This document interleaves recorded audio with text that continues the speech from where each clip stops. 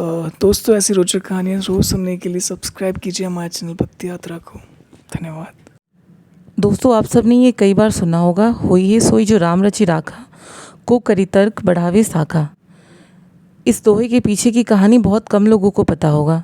यह प्रसंग उस समय का है जब माता सती को भगवान शिव के इस बात पर विश्वास नहीं हुआ कि श्री राम जी परम ब्रह्मा और ईश्वर हैं। इस पर माता सती ने राम जी की परीक्षा लेनी चाहिए। भगवान शिव ने उन्हें लाख समझाया, लेकिन वो उनकी बात को अनसुनी कर राम जी की परीक्षा लेनी चली गई। इस पर भगवान शिव ने कहा, होई है सोई जो राम रचि राखा, को करी तर्क बढ़ावे साखा। जिसका मतलब है कि जो कुछ राम ने रच रखा है वही होगा, तर्क करने से कोई फ़ायदा नहीं। ऐसा कहकर शिव जी हरि का नाम जपने लगे और सती जी वहाँ से चली गई। तो चलिए जानते हैं क्या है इसके पीछे की कहानी। एक बार भगवान शिव माता सती को लेकर भ्रमण कर रहे थे।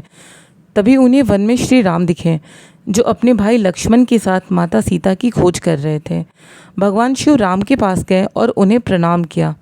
यह देखकर भगवान शिव की पत्नी माता सती काफ़ी नाराज़ हो गई। सती सोचने लगी कि जिसे सभी प्रणाम करते हैं वे एक राजकुमार को प्रणाम कर रहे हैं।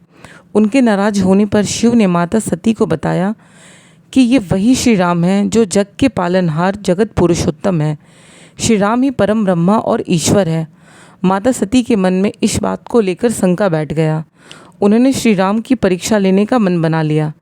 भगवान को जब यह पता लगा कि सती राम की परीक्षा लेना चाहती है तो उन्होंने अपनी पत्नी को काफ़ी समझाया, लेकिन उनकी बात को अनसुनी कर राम की परीक्षा लेने चली गई। इस पर भगवान शिव ने कहा, होई है सोई जो राम रचि राखा, को करी तर्क बढ़ावे साखा। जिसका मतलब है कि जो कुछ राम ने रच रखा है वही होगा, तर्क करने से कोई फ़ायदा नहीं।